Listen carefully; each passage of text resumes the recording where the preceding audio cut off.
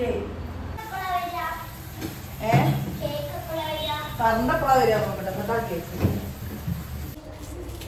Welcome back to my channel. അപ്പോൾ എല്ലാവരും തമ്പനയിൽ കണ്ടിട്ട് തന്നെയായിരിക്കും വന്നിട്ടുണ്ടാവുക.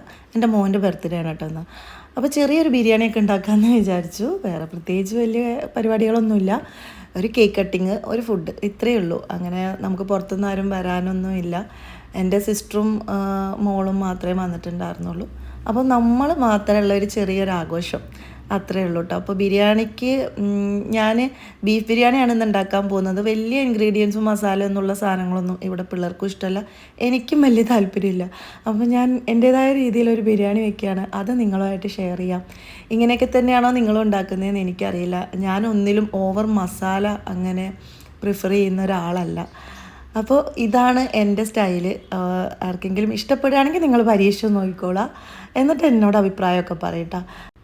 ബീഫ് ആദ്യം തന്നെ ഒന്ന് വേവിച്ചെടുക്കണം. അതിനായിട്ട് കുക്കറിൽ നമ്മൾ ബീഫ് ഇട്ട് കൊടുത്തിട്ട് പിന്നെ കുരുമുളക് പൊടി, ഇഞ്ചി വെളുത്തുള്ളി പേസ്റ്റ്, കുറച്ച് മഞ്ഞൾപ്പൊടി, പിന്നെ കുറച്ച് പെരിഞ്ജീരകം ഇട്ട് കൊടുക്കും, ഉപ്പ്, ഇത്രയൊക്കെ തന്നെയുള്ളൂ. കറിവേപ്പിൻ്റെ ഇലയും ഇത് ഇട്ട് കൊടുത്തിട്ട് നന്നായിട്ട് നമ്മൾ മിക്സ് ചെയ്യും കേട്ടോ. കൈ കൊണ്ട് മിക്സ് ചെയ്തിട്ട് വെള്ളം ഒന്നും ഒഴിച്ചു കൊടുക്കാണ്ട് നേരെ വേവിച്ചെടുക്കും.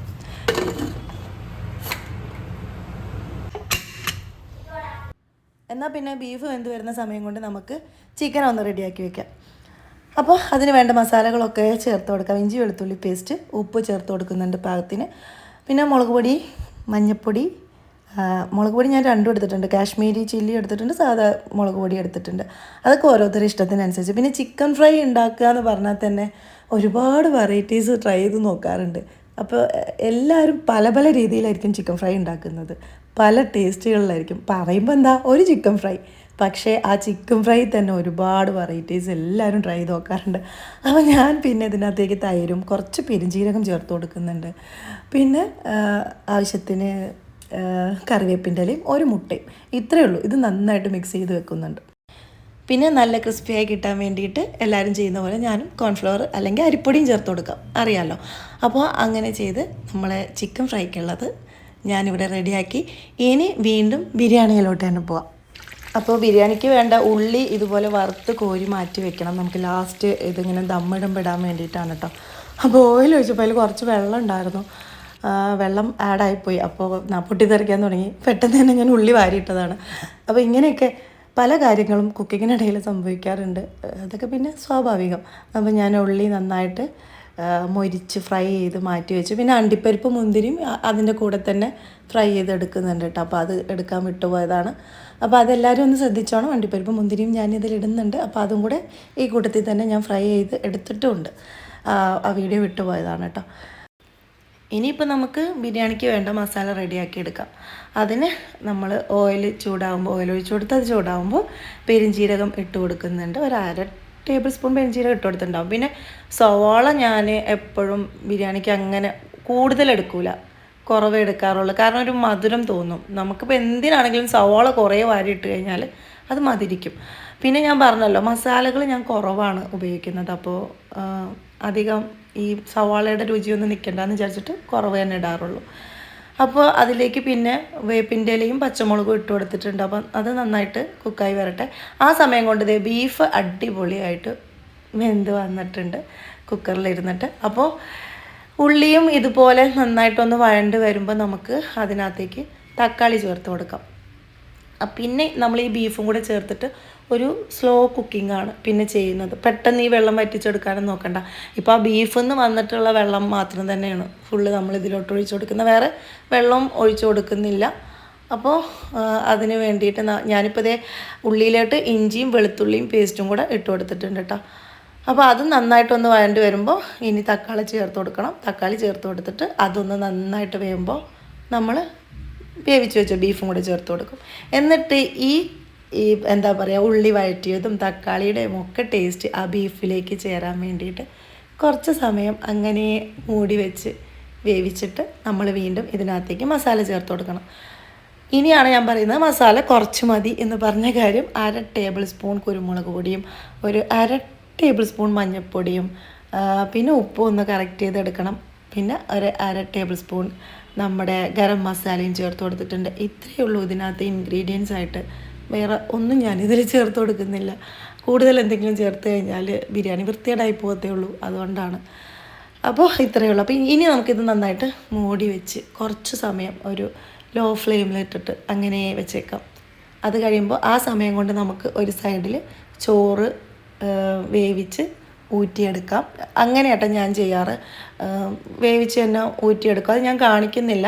നല്ലോണം വെള്ളം ഒഴിച്ചിട്ട് അതിനകത്തേക്ക് കുറച്ച് നമ്മുടെ ഗ്രാമ്പൂ, ഏല, പട്ടം ഇതൊക്കെ ഇട്ട് കൊടുത്തിട്ട് കുറച്ച് സൺഫ്ലവർ ഓയിൽ ഒഴിച്ചിട്ട് ആ വെള്ളം ചൂടാകുമ്പോൾ അതിലേക്ക് അരി ഇട്ട് കൊടുത്തിട്ട് വെള്ളം വറ്റാൻ നിൽക്കില്ല, ഞാനത് ഊറ്റിയെടുക്കും. ഏകദേശം ഒരു 3/4 വേവാകുമ്പോൾ ഊറ്റിയെടുത്തിട്ട് പിന്നെ ദമ്മിടുമ്പോൾ ഫുൾ വേവ് സെറ്റ്. അങ്ങനെയാണ് കേട്ടോ ചെയ്യാറ്. എപ്പോഴും ഞാൻ അങ്ങനെ തന്നെയാണ് ബിരിയാണി വെക്കാറ്. പലരും പല രീതിയാണ്. നിങ്ങളുടെ ഇത് പറഞ്ഞോളൂ. അപ്പോൾ ഇത് നമ്മുടെ മസാലയൊക്കെ ഒന്ന് റെഡിയായി കുക്കായി വരുമ്പോഴേക്കും ഞാൻ അതിലേക്ക് തൈരും കൂടി ചേർത്ത് കൊടുത്തിട്ടുണ്ടായിരുന്നു. അപ്പോൾ അത് അത്രയേ ഉള്ളൂ. പിന്നെ ഉപ്പും ഒന്ന് ബാലൻസ് ചെയ്തിട്ട് ഇനി നമുക്ക് ദമ്മിടാം. ഈ ദമ്മിടുന്ന എന്താ ഇഡലി ചെമ്പിനകത്ത് നിന്ന് ആരും വിചാരിച്ചേക്കരുത് കേട്ടോ. കാരണം ഇത് ക്വാണ്ടിറ്റി കുറവായതുകൊണ്ടേ ബിരിയാണി പോട്ടിലേക്കുള്ളത് ഉണ്ടായിരുന്നില്ല. ബിരിയാണി പോട്ട് അത്യാവശ്യം വലുതായിരുന്നു. അപ്പോൾ ഞാൻ എന്ത് ചെയ്തു, ഇങ്ങനെ ഇഡലി ചെമ്പ് എടുത്തിട്ട് അതിൽ കറക്റ്റ് ഇങ്ങനെ അമർത്തി വെക്കുമ്പോൾ നമുക്ക് ഒന്നാതെ ദമ്മിടാന്ന് പറയുമ്പോൾ സ്റ്റൈല് ഗ്യാസ് സ്റ്റൗവിലൊന്നും നടക്കുന്ന പരിപാടിയല്ല. അപ്പോൾ മാക്സിമം അതിനകത്തേക്ക് എയർ നിൽക്കുക, അങ്ങനെ തിക്കായിട്ട് നിൽക്കുക എന്നുള്ളതാണ് ഉദ്ദേശിക്കുന്നത്. ദമ്മ് പരിപാടി ഇങ്ങനെയാണ് ഞാൻ സെറ്റ് ചെയ്തെടുക്കുന്നത്.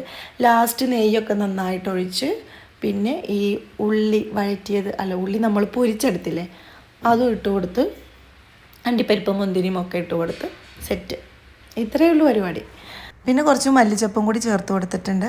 പിന്നെ ഈ ചുവട് കട്ടിയില്ലാത്ത പാത്രം ആയതുകൊണ്ടേ ഞാനൊരു നോൺ സ്റ്റിക്ക് പാത്രം വെച്ചിട്ട് അതിൻ്റെ മുകളിൽ വെച്ചിട്ടാട്ടോ ഇങ്ങനെ ലോ ഫ്ലെയിം ഇട്ട് കൊടുത്തത്. അങ്ങനെ നമ്മുടെ ബിരിയാണി ഇവിടെ റെഡിയായി കഴിഞ്ഞിരിക്കുന്നു. കണ്ടില്ലേ, അടിപൊളിയായിട്ട് വന്നിട്ടുണ്ട്. അപ്പോൾ ആ ദമ്മൊക്കെ നന്നായിട്ട് അതിനകത്തേക്ക് ഇറങ്ങി സെറ്റായിട്ടുണ്ട് കേട്ടോ. അപ്പോൾ എൻ്റെ ബീഫ് ബിരിയാണി ഇങ്ങനെയാണ്. എൻ്റെ ചെറിയ ബീഫ് ബിരിയാണി റെസിപ്പി ഇതാണ്.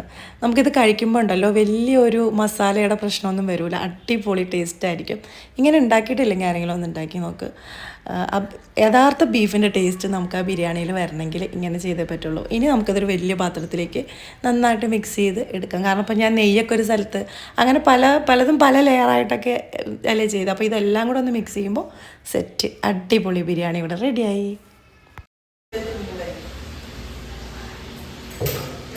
ക്ഷീണിച്ച് രാവിലെ മുതൽ ഒരുങ്ങിയിരിക്കുക, ക്ഷീണിച്ച്. എന്നാൽ പിന്നെ പെട്ടെന്ന് ഫുഡ് കഴിക്കാമെന്ന് വിചാരിച്ചു. രാവിലെ പുട്ടും പഴം ആയതുകൊണ്ട് കുട്ടികൾ അത്ര കഴിച്ചിട്ടുണ്ടായിരുന്നില്ല. അപ്പോൾ അവർക്ക് ഇപ്പോൾ വിശക്കാൻ തുടങ്ങി. പിന്നെ 2:23 അവൻ ജനിച്ചത്. അതുകൊണ്ട് ആ ഒരു ടൈം തന്നെ കേക്കും കട്ട് ചെയ്യണമെന്ന് വിചാരിച്ചിട്ടുണ്ടായിരുന്നു. പിന്നെ അധികം ആരും നമുക്ക് വരാനൊന്നും ഉണ്ടായിരുന്നില്ല. ചേച്ചിയും ചേച്ചിയുടെ മോളും മാത്രമേ ഉണ്ടായിട്ടുള്ളൂ. പിന്നെ അവൻ്റെ കുറച്ച് ഫ്രണ്ട്സ് ഉണ്ടായിരുന്നു. ഇവിടെ ഫ്ലാറ്റിൻ്റെ അടുത്തുള്ള കുറച്ച് ഫ്രണ്ട്സും ഉണ്ടായിരുന്നു. അപ്പോൾ അത്രയൊക്കെ തന്നെ. അപ്പോൾ ഞാൻ പെട്ടെന്ന് ഇനി ഫുഡൊക്കെ വിളമ്പി കൊടുത്തിട്ട് നമുക്ക് കഴിക്കാം. കഴിച്ചിട്ട് അവരുടെ അഭിപ്രായമൊക്കെ നോക്കാം. പിന്നെ പെട്ടെന്നൊരു കേക്ക് കട്ടിങ്ങും. ഇത്രയൊക്കെ ഉള്ളൂ കേട്ടോ. ചെറിയ വീഡിയോ ആയിട്ടാണ് ഞാനിത് ഉദ്ദേശിച്ചത്. പക്ഷേ ഈ ബിരിയാണിയുടെ റെസിപ്പിയും കൂടെ ഒന്ന് ഷെയർ ചെയ്യാമെന്ന് വിചാരിച്ച് വന്നപ്പോൾ കുറച്ച് ലെങ്തി ആയിപ്പോയി. അപ്പോൾ ഇന്നത്തെ വീഡിയോ അതൊക്കെ ആയിരുന്നു. വീഡിയോ നിങ്ങൾക്ക് ഇഷ്ടപ്പെട്ടെന്ന് വിശ്വസിക്കുന്നു. ഇഷ്ടപ്പെട്ട എന്തായാലും ലൈക്ക് ചെയ്യാനും കമൻറ്റ് ചെയ്യാനൊന്നും ആരും ഒരു പിശുക്ക് കാണിക്കരുത്, ചെയ്തേക്കണം. പിന്നെ പിസ്സ ഓർഡർ ചെയ്തിട്ടുണ്ടായിരുന്നു. അതാണ് ഇവിടെ കാണുന്നത്. കാരണം ചേച്ചിയുടെ മോള് വെജാണ്. കുറച്ച് ഒരു മാസത്തേക്ക് അവൾ വെജിറ്റേറിയൻ ആണ് കഴിക്കുന്നതെന്ന് പറഞ്ഞപ്പോൾ ഞാൻ എന്ത് ചെയ്തു, അവൾക്ക് വേണ്ടിയിട്ട് വെജിറ്റേറിയൻ പിസ്സ അല്ലെങ്കിൽ വെജിറ്റബിൾ പിസ്സ ഞാൻ ഓർഡർ ചെയ്തിട്ടുണ്ടായിരുന്നു. കാരണം അവൾ എന്നോട് പറഞ്ഞത് റൈസ് മാത്രം മതി, കുഴപ്പമില്ല അങ്ങനെയൊക്കെയാണ് പറഞ്ഞത്. പക്ഷേ അത് ശരിയല്ലല്ലോ, ഇന്ന് ബർത്ത്ഡേ അല്ലേ. അപ്പോൾ നമ്മളുടെ ഗസ്റ്റാണ് ഇന്ന് അവൾ. എൻ്റെ ഗസ്റ്റൊന്നുമല്ല, എന്നാലും അവൾ ഇന്ന് ഗസ്റ്റാണ്. അതുകൊണ്ട് അവൾക്ക് വേണ്ടിയിട്ട് ഞാൻ 2 പിസ്സയും ഓർഡർ ചെയ്തിട്ടുണ്ടായിരുന്നു. അപ്പോൾ അതൊക്കെയാണ് ഇന്നത്തെ വിശേഷം. വീഡിയോ എല്ലാവർക്കും ഇഷ്ടപ്പെട്ടെന്ന് വിശ്വസിക്കുന്നു. ഇഷ്ടപ്പെട്ടാൽ നേരത്തെ പറഞ്ഞ പോലെ തന്നെ എല്ലാവരും ലൈക്ക് ചെയ്യൂ, ഷെയർ ചെയ്യൂ, കമൻറ്റ് ചെയ്യൂ. ഓക്കെ, അപ്പോൾ ഒന്ന് കേക്ക് കട്ടിങ്ങും കൂടെ കണ്ടിട്ട് നമുക്ക് അടുത്ത വീഡിയോ ആയിട്ട് വീണ്ടും കാണാം.